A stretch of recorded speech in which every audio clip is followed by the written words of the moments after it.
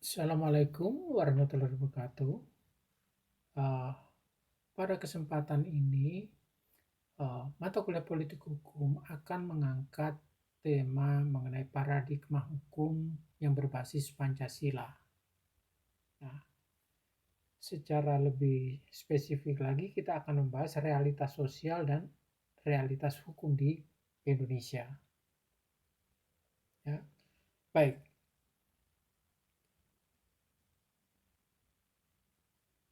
Di realitas sosial masyarakat di Indonesia, ada pendapat dari Nasikun, ya, yang menyatakan bahwa struktur Indonesia ditandai oleh dua ciri yang sangat unik. Dua ciri tersebut, yakni secara horizontal ditandai oleh adanya kesatuan-kesatuan sosial berdasarkan perbedaan suku bangsa, perbedaan agama, adat, serta perbedaan kedaerahan. Nah, sedangkan secara vertikal, struktur masyarakat Indonesia ditandai oleh adanya perbedaan vertikal antara lapisan atas dan lapisan bawah yang sangat tajam, begitu. Nah, faktor penyebab pluralitas masyarakat Indonesia, nah, masih menurutnya, ya, beberapa faktor yang menyebabkan mengapa terjadi pluralitas dalam masyarakat Indonesia, ya, itu menurut Masikun pertama, keadaan geografis yang membagi wilayah Indonesia atas kurang lebih 3.000 pulau terserak di daerah ekuator sepanjang kurang lebih 1.000 mil dari utara ke selatan. Ini merupakan faktor yang sangat berpengaruh terhadap terciptanya pluralitas bangsa Indonesia. Nah, yang kedua, faktor kedua, kenyataan bahwa bangsa Indonesia terletak di antara Samudra Indonesia dan Samudra Pasifik sangat mempengaruhi terciptanya pluralitas agama di dalam masyarakat Indonesia. Nah, ketiga, iklim yang berbeda-beda dan struktur yang tidak sama di antara berbagai daerah di Kepulauan Nusantara merupakan faktor yang menciptakan pluralitas regional di Indonesia. Jadi itu, ya. Jadi ada tiga faktor yang menyebabkan terjadinya kebinekaan di Indonesia, ya. Jadi yang menarik tadi adalah faktor yang kedua, kenyataan bahwa bangsa Indonesia terletak di antara Samudra Indonesia dan Samudra Pasifik. Ini sangat mempengaruhi terciptanya pluralitas agama. Jadi kalau kita melihat pernyataan pertama, itu yang menyebabkan pluralitas agama itu karena adanya Samudra Indonesia dan Samudra Pasifik. Kaitannya apa dengan pluralitas agama? Nah, perlu dijelaskan di sini. Bisa jadi karena perkembangan agama itu kan tidak dimulai pada zaman modern sekarang ini. Transportasi jarak jauh pada zaman dahulu pasti menggunakan transportasi laut. Sehingga alasan bahwa samudra yang menjabarkan pluralitas agama itu menjadi relevan. Karena agama-agama, ya, yang dari luar Indonesia itu pasti didatangkan melalui jalur laut.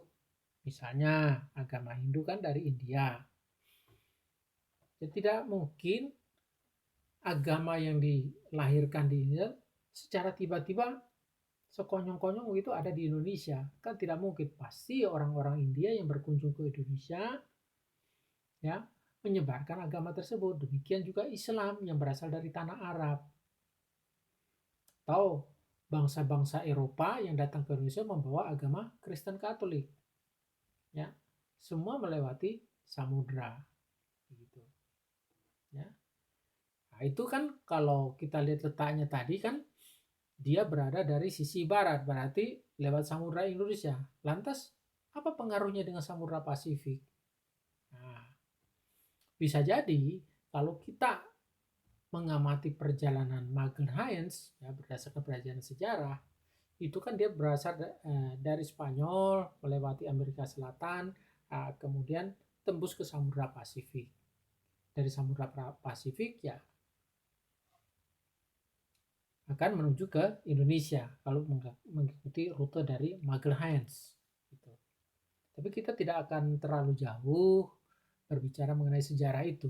Tapi ini menjelaskan tadi faktor yang kedua tadi itu untuk memperjelas, gitu ya, argumen faktor yang kedua tadi. Nah, ketiga faktor yang diungkapkan itu ya mengenai dimensi horizontal struktur masyarakat Indonesia. Ketiga faktor itu merupakan dimensi-dimensi horizontal dari struktur masyarakat Indonesia. Jadi ya ialah semakin tumbuhnya polarisasi sosial berdasarkan kenyataan politik dan kekayaan. Nah, polarisasi ini maksudnya ada perbedaan ya, dari dua pihak, perbedaan kepentingan dua pihak begitu ya. Ya, artinya pihak yang secara politik bertentangan atau dari segi status sosial kekayaan itu berbeda begitu. Itu yang dimaksud dengan polarisasinya. Jadi semakin meluasnya sektor ekonomi modern beserta organisasi administrasi nasional yang mengikutinya, maka kontras pelapisan sosial antara sejumlah besar yang secara ekonomis dan politis berposisi lemah dari lapisan bawah dari sejumlah kecil orang yang relatif kaya pada lapisan atas, ya, yang semakin mengeras. Itulah realitas sosial masyarakat Indonesia. Ya. Jadi dimensi-dimensi horizontal itu ya membuat tumbuhnya polarisasi atau perbedaan kepentingan begitu. Jadi istilah polarisasi itu kan ya sekarang ini masih cukup populer juga dengan isunya setelah Pilpres kemarin itu ya terjadi polarisasi di lapisan masyarakat Indonesia, yaitu lahirnya istilah cebong dan kampret. Tapi kita tidak akan berbicara lebih jauh lagi tentang itu ya. Kita kembali fokus tentang berbicara realitas sosial dan realitas hukum di Indonesia. Baik, saya lanjutkan untuk slide berikutnya. Ya. Jadi perkembangan masyarakat yang saling bertentangan atau polarisasi tadi ya. Nah, kalau tadi menurut yang disampaikan oleh Nasikun, nah, kali ini Tuti Herati Nurhadi ya pernah menyatakan bahwa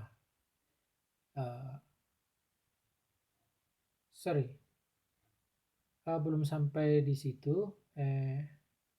Ini kalau kita berbicara sopan santun ya terkait Tuti Herati. Saya salah lihat tadi. Jadi perkembangan masyarakat yang saling bertentangan. Jadi secara sosial masyarakat kita dikatakan mengalami perkembangan kedua arah yang saling bertentangan. Di satu pihak masyarakat kita masih bercorak feodal, tapi lebih tepat dikatakan paternalistik atau neo-feodal. Oleh karena dalam suasana kemerdekaan sekarang ini ya tidak diakui lagi eksistensi raja-raja ya terkait isu feodal tadi. Namun demikian, corak feodalistis yang berubah menjadi suasana demokratis dalam 20 tahun sejak proklamasi kemerdekaan ya berangsur-angsur berubah kembali menjadi neo-feodalistis melalui penggalian nilai-nilai keraton yang tradisional dan usaha menelusuri asal-usul pribadi dari keturunan bangsawan. Sebutan-sebutan bung dan saudara kini sudah diganti menjadi bapak dan ibu karena pangkatnya lebih tinggi. Bahkan terhadap sesama teman sejawat, kita rikuh menyebut saudara karena khawatir kalau menyinggung perasaan teman sejabat yang usia atau sama pangkatnya dengan kita. Nah, sopan santun demokrasi oleh Tuti Herati. Jadi Tuti Herati pernah menyatakan bahwa kita belum punya sopan santun demokrasi. Pendidikan demokrasi kita masih kurang. Pimpinan yang bersifat demokratis dapat saja dipandang enteng oleh bawahannya. Sehingga karena khawatir dianggap dipandang enteng, dia akan bersikap neo-feodal. Nah, Mokhtar Lubis di pihak lain menganggap bahwa manusia Indonesia masa kini itu sebagai manusia munafik. Karena di satu pihak mendengung-dengungkan persamaan dan demokrasi, akan tetapi dalam kehidupan sehari-hari memupuk perbedaan status dan membentuk sekat-sekat sosial yang sulit diterobos orang luar. Nah, struktur masyarakat Indonesia majemuk berimplikasi pada sistem hukum yang berlaku di Indonesia. Ini sistem hukum yang plural, di mana hukum zaman kolonial masih dipertahankan, namun hukum Islam dan hukum adat juga diakui dan berlaku.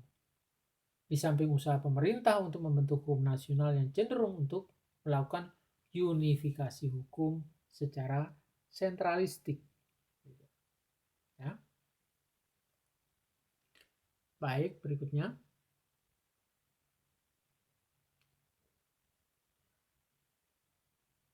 Nah, kali ini kita akan berbicara 4 acuan dalam pluralisme hukum.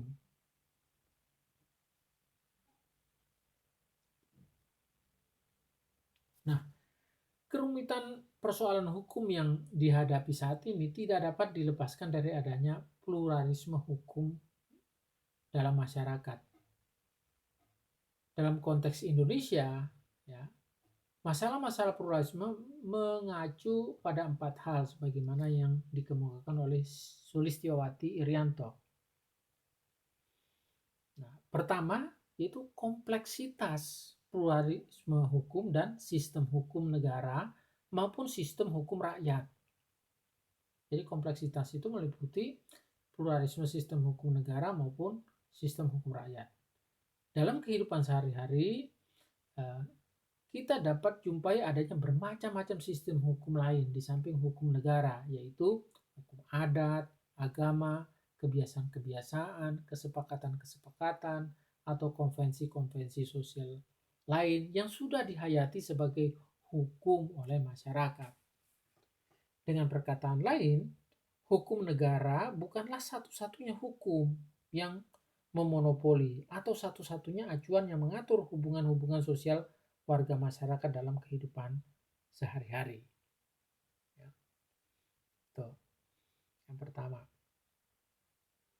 Nah, yang kedua, masyarakat dapat menanggapi suatu aturan hukum dengan cara berbeda tergantung pengetahuan, kepentingan, dan terutama budaya hukumnya.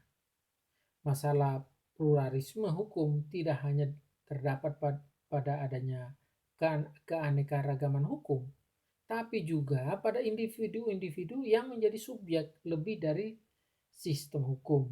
Karena setiap orang punya pengetahuan, harapan-harapan, dan kepentingan-kepentingan yang meliputi sosial, politik, ekonomi. Atau lebih tepatnya budaya hukum yang juga berbeda. Selanjutnya yang ketiga, ya, masalah penegakan hukum dalam praktek. Masalah hukum secara praktek sering berbeda dengan yang dikehendaki oleh peraturan hukum yang normatif. Banyak bidang kehidupan yang secara normatif sudah diatur secara baik dalam berbagai peraturan perundang-undangan.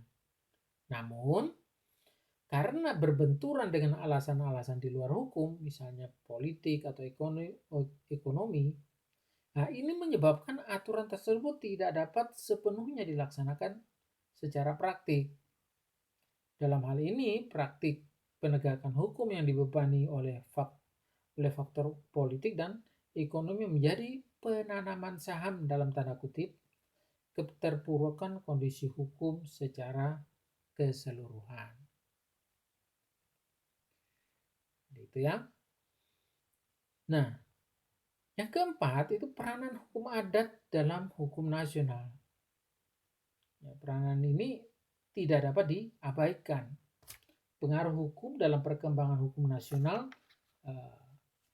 menurut sejarahnya ya,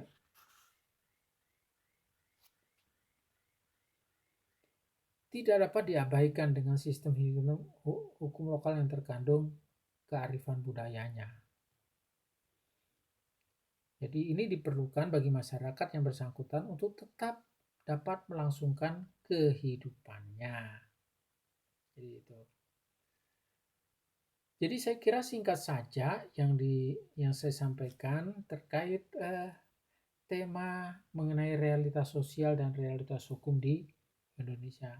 Semoga ini bisa dipahami ya, dapat dipelajari sebagai bahan untuk menghadapi evaluasi ya, dalam rangka periode final mata kuliah. Jadi itulah yang bisa saya sampaikan ya, dalam kesempatan yang singkat ini. Dengan akhir kata saya ucapkan sekian dan terima kasih. Wassalamualaikum warahmatullahi wabarakatuh.